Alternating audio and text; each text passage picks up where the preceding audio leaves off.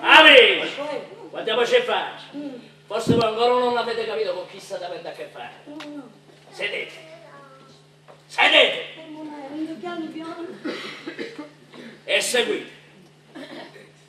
Quando io chiamai Paternò, lo feci venire dalla Sicilia, perché era un picciotto d'onore come vi ho già detto prima. E tu venne pulito. Che state facendo? Ti stiamo seguendo. Ma non mi dovete seguire così, mi dovete seguire con la testa, vedi? Carombe, capitano, era un attimo di strada. Vi stavo dicendo che quando chiamai Paternò, lo feci venire dalla Sicilia, perché io, come ho detto, era un picciotto d'onore. Lo feci venire qua proprio per vedere questo fatto di Alice. Se vuoi sapere che minchia state facendo tutte e due? Vabbè, ma non ma non manicomi a me. Ma che manicomi? Ti stiamo seguendo con la testa. Ma no, cosa andate? Siedete, forse siedete!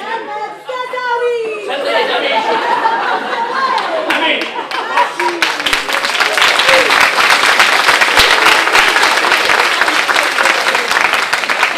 Amici, voi state scherzando, voi state ballando la tarantella sorrentina sul terreno minato.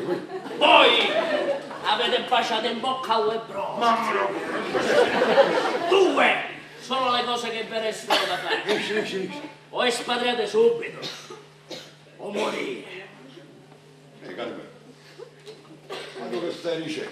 Allora, veramente tu. Ma voi lo sapete di chi erano i soldi di quella valigia? Paterno. Paterno era solo sicario. Ah, con i vicini dei cubi con I soldi, Che so? erano della madre.